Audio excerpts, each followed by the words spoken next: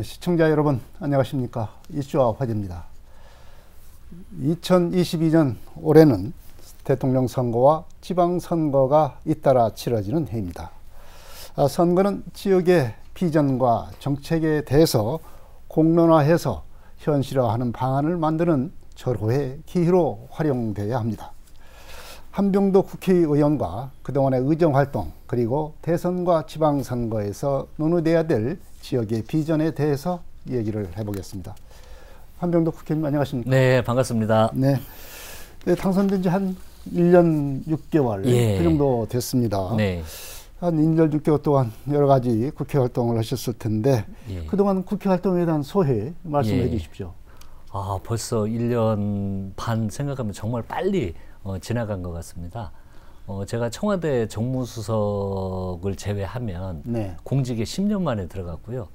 다시 국회의원 배지를 단 것은 12년 만입니다. 그리고 지금 이제 원내 수석 부대표를 맡고 있고 또 그 전에는 행안위 간사를 맡고 있으면서 열심히 활동을 하고 있습니다. 근데 뭐 소회라고 할까 느낀 것이 하나 있다면 제가 17대 때 하고 이제 국회의원을 관뒀잖아요. 그래서 국회의원이라는 자리는 그 자리로만 보면 정말 허무한 자리입니다. 정말 일을 통해서 성과를 남겨야 되고 그것이 후대에도 남기 때문에 정말 그런 일 중심으로 성과를 내기 위해서 해야 된다는 생각으로 열심히 하고 있습니다. 근데 보통 우리가 일반적으로 생각을 할 때는 국회의원은 참 책임 없는 자리다. 뭐 이렇게 얘기를 합니다.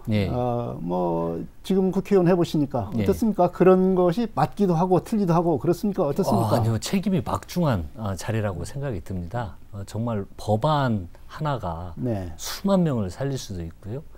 또 어떻게 일을 하냐에 따라서 국가의 예산을 배정하는 문제이기 때문에 코로나19처럼 정말 긴급한 일이 생기면 소상공인이나 자영업자들은 해결할 방법이 없거든요. 벼랑에 몰리고 있을 때 국가에서 그때그때 예산을 지원해야 되고 그런 일이기 때문에 하나하나 결정을 할 때 정말 막중한 책임감을 느끼고 어떤 일에도 결코 소홀히 생각하면 안 되는 자리라고 저는 생각을 합니다.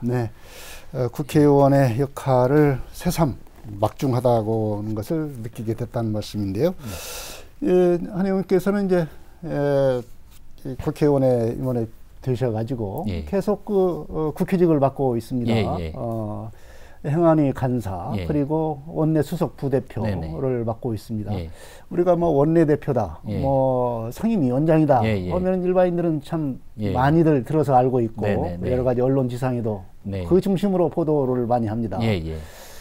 그런데 이제 원내 수석 부대표 그리고 상임위 간사 이러면은 한 발 더 들어가는데 이러면은 좀 잘 알지 못하는 그런 분위기가 있습니다. 어떻습니까? 원내 수석 부대표라는 자리. 이 원내 수석 부대표가 이제 저희들이 17개 상임위원회가 있고 간사단이 있습니다. 국회를 운영하는 제일 핵심 기구라고 보시면 됩니다. 그 170석의 여당에 이 상임위가 원활히 운영되도록 하는 역할을 하기 때문에 결코 가벼운 자리가 아니고요. 또 하나의 임무는 이제 야당과의 협상 업무입니다. 이게 때로는 이제 힘들기도 하거든요. 이제 저희들이 추진해야 될 것은 확실히 상대가 있으니까 야당을 통해서 또 협상을 해야 되는 자리이기도 하고요. 저희들이 또 이제 민주당 정부 아닙니까? 민주당 정부이기 때문에 정부와 국정 과제에 대한 해결 방안에 대해서 소통 창구 역할도 원내 수석이 맡고 있습니다. 그래서 한 크게 세 가지 아주 중요한 역할을 하고 있다고 보시면 됩니다. 국회 상임 실질적으로 국회 상임위에 국회 활동을 진두지휘하는 그렇습니다. 뭐 명목상 진두지휘하는 것은 원내대표가 하겠지만 그 밑에서 실무적으로 완급을 조절하고 또 우선순위를 조정하고 그렇습니다. 뭐 이런 역할을 원내수석 부대표가 하고 있다는 것이고 그걸 다 총괄을 하고 회의도 다 주재를 하고 예산도 마찬가지겠습니다. 그렇습니다. 뭐 예산뿐만이 아니고요. 예산 처리되면은 이제 애결이 간사나 또 애결위원들 선정하는 것도 다 우리 원내 대표단에서 하는 겁니다. 그래서 이제 우리 이번에는 전라북도에서 최초로 애결위원이 2명 들어갔고요. 원래 1명밖에 그 간사가 안 됩니다. 그 개수조정 소위 한 명밖에 안 되는데 이게 매년 광주, 전남, 전북이 1년에 한 번씩 돌아가는데 저희 전라북도는 그 매년 애결이 개수조정 소위원회에 들어가고 이런 역할을 네. 우리 원내 수석이 상당 부분을 맡고 있습니다. 네, 말하자면 이제 원내 수석 부대표를 하는 자리가 네. 빛은 안 나지만 네. 그야말로 없어서는 안 되는 네. 아주 당정 네. 그리고 국회에서 네. 길목을 그렇다고 보시면 됩니다. 차지하고 있는 자리다. 예. 이렇게 이해를 해야 되겠습니다. 예, 뭐 실무를 총괄하는 자리로 보시면 될 것 같습니다. 네, 그야말로 국정의 어떤 길목을 자리 잡고 있는 그런 자리인 것 같습니다. 예. 그동안 이제 국회 활동을 좀 하셨는데 가장 뭐 의미 있었다 생각하는 뭐 그런 일이 있었습니까? 네, 뭐 우리 익산을 생각하면 뭐 낙후도, 인구 유출 이런 문제가 심각하지 않겠습니까? 그래서 이제 의미를 찾는다면 우리 익산과 관련돼서 찾고 싶은데요. 좀 예산 확보가 과거 6년보다도 아주 비약적으로 예산이 증가를 했고요. 그리고 제가 이건 꼭 하고 싶었는데 저희 총선의 주요 공약이기도 했고요. 문화도시를 정부로부터 꼭 지정받아야 되겠다. 그래서 제가 출마를 하면서 우리 시민 여러분들에게 약속드렸고 그 문화도시로 지정받아서 굉장한 자긍심을 느끼고 있습니다. 그리고 또 최근에 푸드파크 조성이라든지 그래서 좀 작고 큰 변화들이 지역에 있으니까 그것에 대해서 저는 의미를 많이 부여를 하고 싶습니다. 네, 여러 가지 이제 지역의 현안 사업들 이제 풀어내는 역할을 하고 있다고 말씀을 하셨는데 이제 특히 이 현실에 우리 지역 입장에서는 현안 사업을 추진해야 되고 현안 사업은 곧바로 이제 국가 예산을 통해서 그렇습니다. 이것이 현실화되는 건데. 국가 예산 확보 활동을 뭐 상당한 증가율을 뭐 기록했다 이렇게 말씀을 하셨는데 어느 정도나 증가를 했고 규모가 얼마나 들었는지 좀 말씀해 주십시오. 제가 도표로 좀 설명을 이 부분은 좀 드리고 싶습니다. 이게 2015년이고요. 이게 2020년까지 6년 동안 저희들이 국가예산 확보가 1,000억이 증가했습니다. 6년 동안. 프로테이지를 보더라도 뭐 0.8%, 4.4%, 3.3%, 2.2%, 4.1% 이게 꾸준히 증가를 했는데요. 제가 이제 임기가 들어서면서 7,100억에서 8,000억까지 튀어서 2021년도에 2021년도에 거의 6년치 예산 증계액을 한 해에 증가를 시켰습니다. 근데 1,000억이 증가했는데 바로 또 8,042억에서 9,068억으로 또 올해 예산 확보를 1,000억을 또 증가를 시켰습니다. 그러니까 12.4%에서 또 12.8% 이렇게 급속도로 증가를 해가지고요.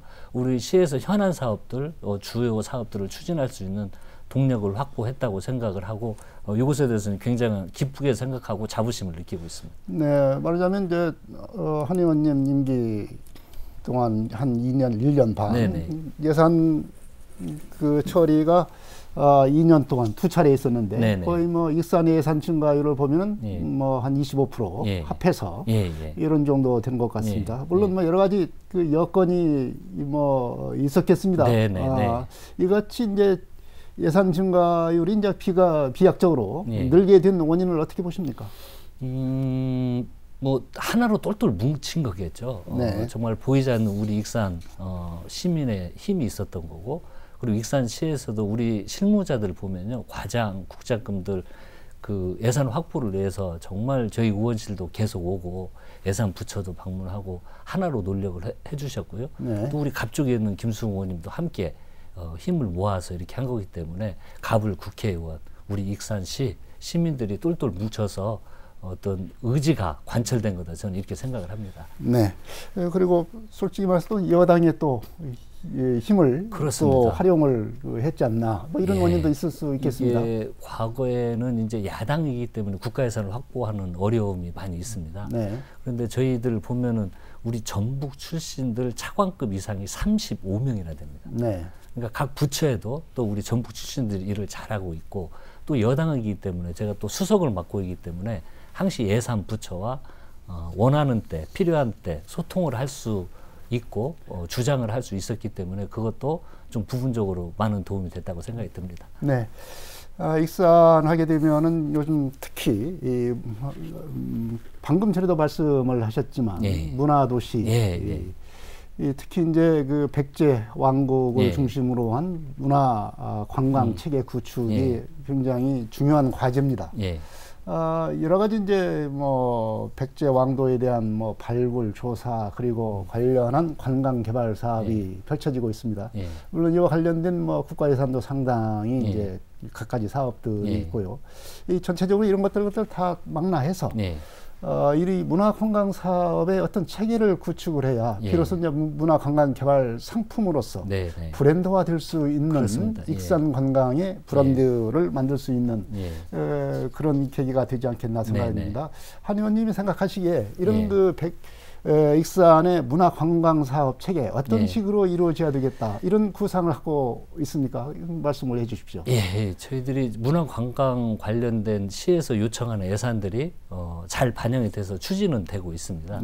그런데 큰 변화는 없는 거거든요. 그래서 저는 이번에 저희들이 그 문화 도시로 지정이 된 게 아주 큰 의미가 있다고 생각을 합니다. 예산은 5년간 100억이지만요. 저는 5년간의 100억으로 가치를 따지면 안 된다고 생각이 듭니다. 정부로부터 법정 도시로 인정을 받으면서 이후에 다른 부처와 관련된 문화 사업들도 저희들이 확보할 수 있는 대외적인 명분을 구축한 거기 때문에 근거가 되는 셈이죠. 그렇습니다. 모든 사업의 근거가 되는 겁니다. 그래서 이건 큰 의미가 있고 이제 문화도시로 지정이 됐으니까 다시 출발해보자 이런 마음이라는 생각이 듭니다. 방금 말씀하신 것처럼 저희들은 미륵사지 유네스코 지정 세계 문화유산을 가지고 있고요.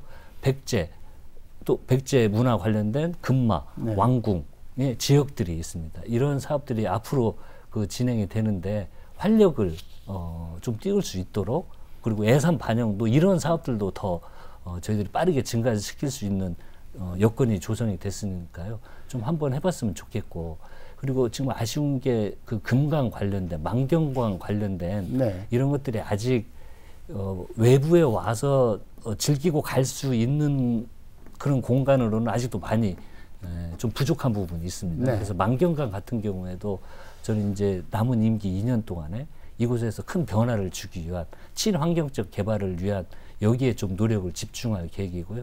그래서 또 푸드파크도 조성이 되면 아마 대한민국에서 최초로 또 음식 공원이 조성이 됩니다. 식품 클러스터에 나오는 음식을 가서 뭐 체험을 할 수도 있고 그 주변과 연계한 이렇게 관광을 할 수 있도록 이것이 용역비가 반영이 됐기 때문에 이런 걸 빨리 사업을 진행시키고 하면 우리 문화유산과 이런 식품 클러스터 좀 연계해서 사업들을 좀 진행시킬 수 있도록 노력을 하겠습니다. 그러니까 이제 한 의원님께 생각하시는 익산의 문화관광 체계라고 하는 것은 백제 문화유산을 기본으로 해서 식품 클러스터의 푸드파크, 먹거리와 그리고 만경강, 금강과 또 볼거리를 같이 연계하면 이 좋은 작품이, 좋은 프로젝트가 나올 것 같다. 그러기 위해서 앞으로 임기 2년 동안 노력을 해야 되겠다는 그런 말씀인데요. 이제 국가 식품 클러스터 푸드파크 말씀을 하셨는데 이제 푸드파크는 그야말로 이제 음식 공원 거기서 뭐 체험하고 또 즐기고 놀 수 있는 그런 어떤 음식 공원으로서의 이제 개발을 이제 시작을 했습니다. 국가 예산이 반영이 됐기 때문에. 그렇지만 또 한 가지 또 아쉬운 점이 있습니다. 바로 이제 아시아 음식 문화 클러스터의 어떤 전진 기지를 표방을 하려면은 그야말로 이제 2단계 사업을 해야 되지 않겠습니까? 이제 2단계 사업은 이제 올해 국가 예산에 이제 포함이 안 돼 있습니다. 이런 아쉬움이 있는데요. 앞으로 이제 식품 클러스터의 어떤 비전, 이것이 이제 2단계 사업이 돼야 되지 않겠습니까? 어느 정도. 아직도 지금 1단계 사업만 가지고서는 어떤 앵커 기업이 없다 보니까 그 효과가 잘 좀 체감이 안 되는 것 같습니다. 앞으로 이제 2단계 사업을 비롯한 이런 식품 클러스터의 어떤 비전, 좀 어떻게 가야 된다고 보십니까? 방금 말씀하셨듯이 가장 중요한 건 이제 2단계를 추진을 해야 됩니다. 저희들이 전에 익산시와 함께 제가 농림부를 방문을 하고 예산처에 2단계 사업을 추진하자는 이야기를 계속 했었습니다. 네. 근데 제가 제안했었을 당시 분양률이 60%가 안 됐었거든요. 네. 그런데 이제 저희들은 114개의 기업이 입주를 해 있고요. 분양률이 74%를 넘겼습니다. 네. 그래서 이제 그 예산 부처를 설득할 수 있는 명분은 확보가 됐다고 생각이 듭니다. 그런데 부처는 아직도 좀 빠르다라는 그 농림부의 생각들이 있어서 그걸 설득을 하는데 어려움이 있었고 부처의 이견이 존재하는 것도 냉정한 현실입니다. 이제 새로운 정부가 들어섰기 때문에 저번에 이재명 우리 후보가 클러스터에 방문해서 돈보다도 이건 의지의 문제다라고 표현을 하지 않았습니까? 그래서 이제 다음 정부에서는 바로 이제 농림부 장관도 교체가 됩니다. 네. 장관이 교체가 되면은 그리고 분양률도 73%를 넘겨서 저희들이 명분이 있기 때문에 2단계 추진을 위해서 제가 모든 역할을 다 할 거고요. 그리고 푸드파크 조성도 용역이 끝나자마자 바로 예산을 태워서 사업들이 원활히 진행이 될 수 있도록 그렇게 진행을 하겠습니다. 네, 이제 다음 정부가 과연 민주당 정부가 되느냐, 네. 안 되느냐에 따라서 좀 영향이 있지 않겠습니까? 네, 뭐 그런 영향도 있을 텐데요. 부처 그전에 부처에서 반대 이야기를 했던 건 특히 예산부처는 네. 분양률이 60%밖에 안 된다는 게 네. 그래서 못 해주겠다고 했으니까 이제 기업들이 많이 들어오지 않았습니까? 70%를 넘겨서 명분이 있다. 그래서 더 목소리를 낼 수 있다고 생각이 들고요. 더해서 민주당 정부가 다시 들어선다면 저희들이 힘을 2배로 더 발휘를 할 수 있기 때문에 더 가능성을 높여줄 수 있을 거라고 생각을 합니다. 네. 한병도 의원께서는 이제 네. 지난 선거 공약에서도 국가 균형 발전, 지역 균형 발전에 대한 여러 가지 공약들도 하고 이거야말로 꼭 이루어야 될 과제다 이렇게 강조를 했습니다. 여러 가지 이제 지역 균형 발전을 위해서 노력을 했는데 법안으로 좀 현실화하는 대목이 좀 있었습니다. 말하자면 인구 감소 지역 그 지원법 제정을 주도를 했는데 인구 감소 지역에 이제 지원을 뭐 집중적으로 해야 되겠다 뭐 이런 그렇습니다. 법안 같습니다. 네네. 그 주요 내용과 이렇게 이제 법안이 시행이 되면 어떤 효과를 발휘할 수 있는지 설명을 해주십시오. 사실 제가 제1 공약으로 이 공약을 낸 것도 고민을 우리 익산에서부터 출발을 했습니다. 제가 총선에 나왔을 당시에 많은 우리 시민들의 고민이 너무 인구 유출이 심하다. 네. 요거에 대한 문제의식을 많이 느꼈고요.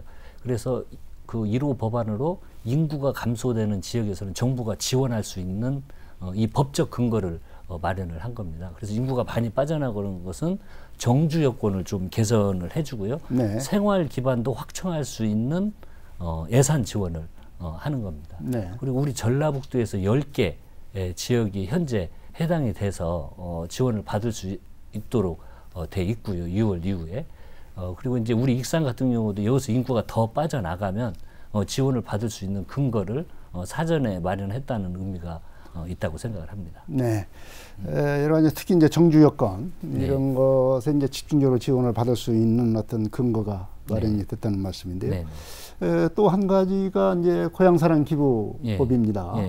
그동안에 뭐 고향사랑 기부가 과연 이게 가능하겠느냐 이게 됐는데 이제 법이 마련이 됐습니다. 이 내용도 좀 설명을 해주시죠. 예, 이것도 뭐 국회에서 정말 너무나 오랜 기간 수많은 의원님들이 입법 발의를 했는데 통과가 안 됐었습니다.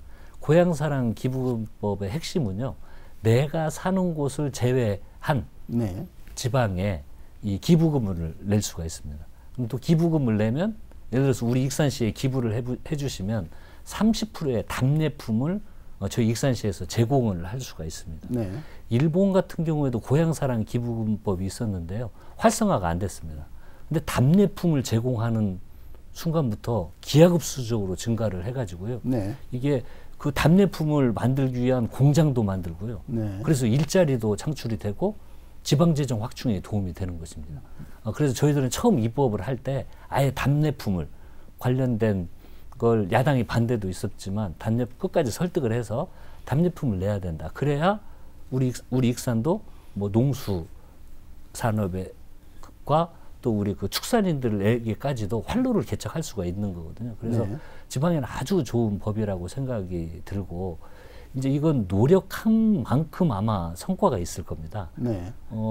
굳이 우리 익산의 출향민들이 아니더라도 우리 익산의 좋은 특산품을 발굴하고 특징적인 걸 특산물로 만들어서 좋은 답례품을 주면은 더 많은 사람들이 그 익산에 기부금을 낼 수 있는 거기 때문에 노력을 해서 지방재정 확충에 도움이 될 수 있도록 우리 익산에도 큰 도움이 될 거라고 생각합니다. 그럼 이제 답례품이라고 하는 게 이제 제한이 없습니까? 예. 말하자면 뭐 어떤 그 답례품의 어떤 가액의 한도랄지 예. 뭐 이런 건 없습니까? 말하자면 100만 원을 예. 기부를 한다. 예. 그러면 100만 원어치를 답례품으로 줄 수가 있는 겁니까? 예. 그 10만 원을 하면은요. 네. 그 정치자금처럼 10만 원을 내면 30%, 네. 3만 원 상당의 답례품을 제공을 할 수가 30%요? 있습니다. 예. 네. 그리고 예를 들어서 우리 익산에 10만 원을 기부를 하면은요. 전액 세액공제가 됩니다. 세액공제도 정치자금처럼 다 네. 되고요. 네. 그리고 이제 액수가 500만 원, 1000만 원이 넘어가면 30%가 아니고 그 액수에 맞게 좀 이제 차감이 됩니다. 네. 그 답례품. 그래도 답례품 규모는 커지겠죠. 네. 많이 하면은. 근데 10만 원을 기준으로 30%의 이 답례품을 제공을 할 수가 있습니다. 네. 예. 여러 가지 이제 그 지역에 대한 어떤 그 출향민뿐만 아니라 다른 지역에서도 이제 지역에 대한 어떤 관심을 불러일으킬 수 있는 좋은 어떤 그 계기가 될 수 있는 법안이 아닌가 이렇게 생각이 듭니다.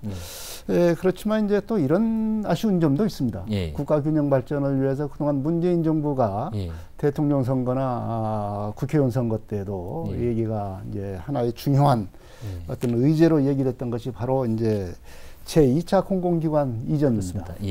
공공기관 이전을 임기 동안에 문재인 정부 임기 동안에 어떤 식으로든 그 현실화할 수 있을 것으로 기대를 했는데 지금 임기 동안에 이제 하는 것은 좌절이 됐습니다. 다음 정부로 이제 미뤄졌는데 이걸 완전히 포기한 겁니까? 아니면은 어떻게 다시 추진할 수 있는 계기가 있을 수 있겠습니까? 결코 포기한 게 아니고요. 며칠 전에 우리 국가균형발전위원장이 이 2단계 공공기관 이전은 시대적 흐름이라는 표현을 했습니다. 1단계가 공공기관 유치가 처음이 됐을 때요. 그 많은 반대가 있었고, 예를 들어 지방의 공공기관 이전이 되면은 그 직원만 지역으로 가고 가족들은 서울에 살고 있는 현상이 두드러졌는데 최근에 나타나는 현상들은요. 정주여건이 개선이 되고 교육시설과 체육 문화시설들이 확충이 되니까 혁신도시에 이제 그쪽으로 이사하는 현상들이 많이 나타나고 있지 않습니까? 그래서 이미 1단계 공공기관 이전을 통해 가지고 그 지역이 새로운 활로를 찾는 중요한 역할을 했다는 건 이미 검증이 됐습니다. 이 긍정적으로 검증이 됐기 때문에 2단계도 당연히 추진을 해야 되는 거고요. 근데 우리 문재인 정부에서 아직 확정을 못한 것에 대해서는 아쉬움이 있지만 이건 멈춰지는 것은 결코 아니고요. 저 또한 이제 그 대통령 선거 과정에서도 이야기를 할 거고요.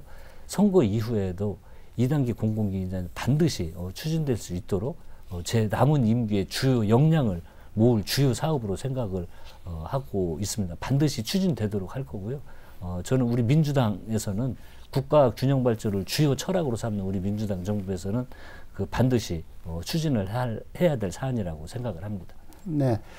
이제 공공기관 제2차 공공기관 이전이 그래도 지금 남아 있는 어떤 공공기관 국가균형발전의 어떤 정책 가운데서 아마 중심이 되는 어떤 정책이라고 봐집니다.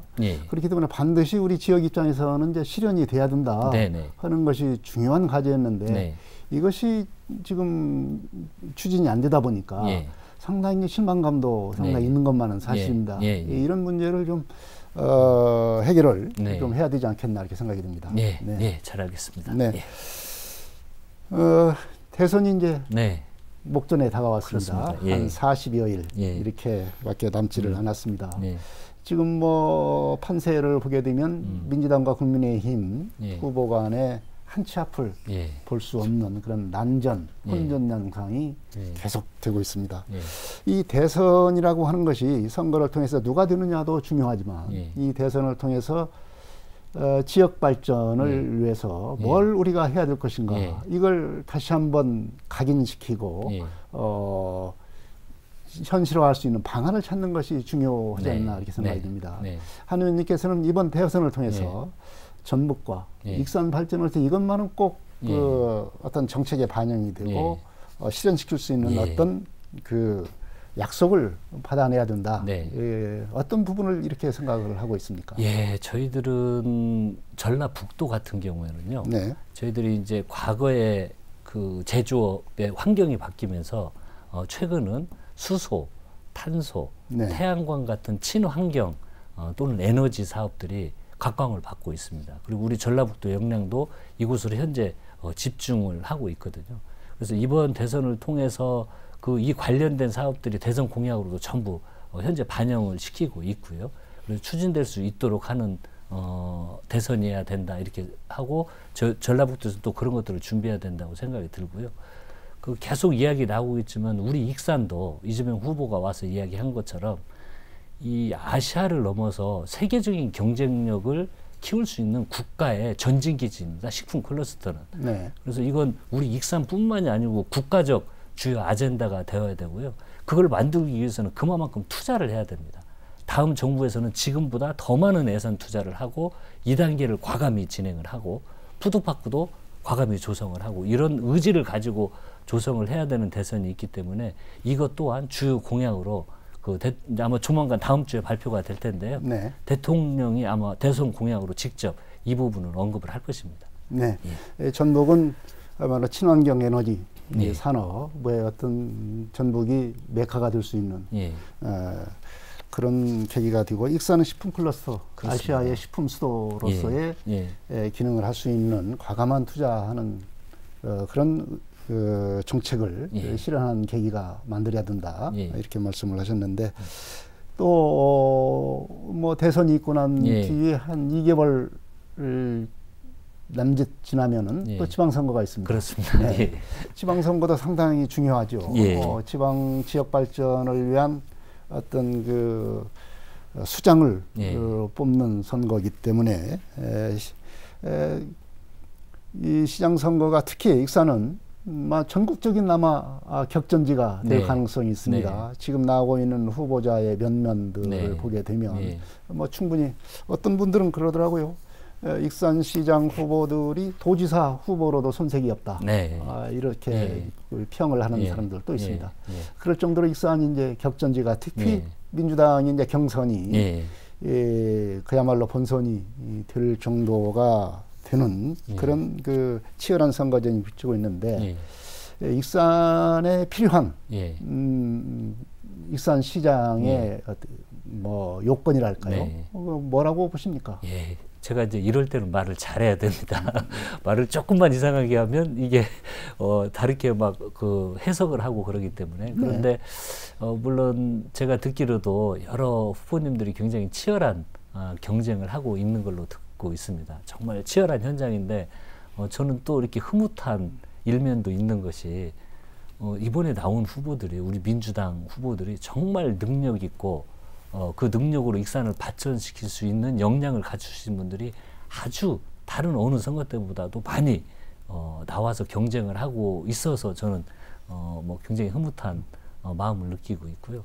그래서 제가 이제 의원하는 건 과거에는 국회의원들이 어느 특정 후보를 마음에 두고 지원을 하고 이런 게 이제 정치 구조였는데 정말 좋은 분들이 경쟁을 하고 있기 때문에 이번에 저희들이 해야 될 건 객관성이 보장된 상태에서 경선이 될 수 있고 의원들은 엄정한 공정성을 가지고 경선이 될 수 있도록 객관성과 공정성을 담보해 주는 것 그러면 이것만 잘 해주면 경선 이후에도 후유증이 덜한 것이고 우리 능력 있는 후보들이 마음껏 경선할 수 있는 장을 이렇게 마련해 주도록 그렇게 하겠습니다. 이제 경선에 있어서의 공정성, 투명성, 객관성을 보장을 해준다라고 하는 것은 선거 때마다 지역위원장들은 뭐 단골로 하는 멘트입니다. 그러나 선거 후유증을 적는 걸 보면 누구를 속내로 지원했다더라 뭐 이런 얘기가 파다할 정도입니다. 과연 이번에도 그런 어떤 그 뒷말이 나오지 않을 수 있을지, 그것을 우리 한 의원님께서는 장담할 수 있겠습니까? 제가 그래서 얼마나 지금 제 이 온 매무새를 단정히 하고 있냐면요. 이게 말씀 들어보면 뭐, 저를 만났다, 저하고 이야기 됐다라고 이야기를 하는, 후보, 막 그런 소문도 있고 그렇습니다. 네. 그런데 제가, 만날 법도 한데, 그리고 만나고 싶어 하시는 분들도 있죠. 하지만 어느 후보도 따로 개인적으로 만난 적이 없습니다.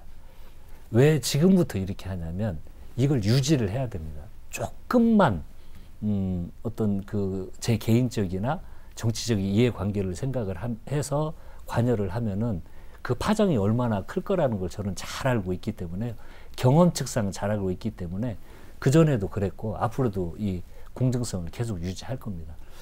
근데 이제 후보자들을 뭐 개인적으로는 뭐 만나지 않는다라고 하는 것이, 이것이 자칫 보면 또 방치하는 것 아니냐, 또 이런 또 상대적으로 또 비판을 할 수 있는 대목도 있습니다. 네.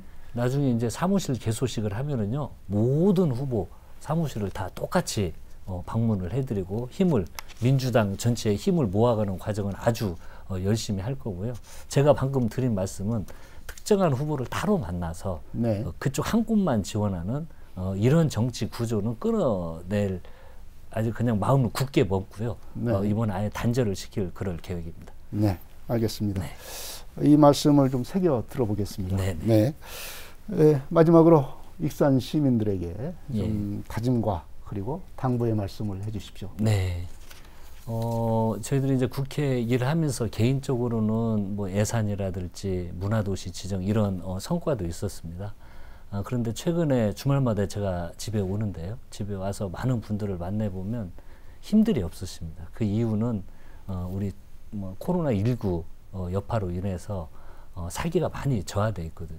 근데 걱정이 이제 2월 또 중순이면 코로나 오미크론 확진자가 많이 증가될 것 같아서 소상공인 자영업자분들을 생각하면 더욱더 답답하고 먹먹해지고 합니다. 하지만 그 정부에서도 이미 코로나19 치료제를 전 세계적으로 가장 먼저 가져와서 대비를 하듯이 사전에 예산들을 준비해서 촘촘히 지원할 수 있도록 노력을 할 테니까요. 이 2월달 과정을 좀 넘기면 반드시 저는 꺾을 수 있다고 생각이 듭니다. 힘내시고 용기 잃지 마시고요. 또 새해입니다. 새해 복 많이 받으시기 바랍니다. 감사합니다. 네. 대선과 지방선거가 치러지는 2022년 이민년은 그야말로 특별한 해가 될 것 같습니다. 대선과 지방선거를 통해서 지역 발전과 정책을 공론화해서 현실화하는 방안을 꼭 만들어야 되겠습니다. 이슈와 화제 여기서 마치겠습니다. 지금까지 한병도 국회의원이었습니다. 한 의원님 오늘 고맙습니다. 네, 감사합니다. 시청자 여러분 안녕히 계십시오. 다음 이 시간에 또 뵙겠습니다.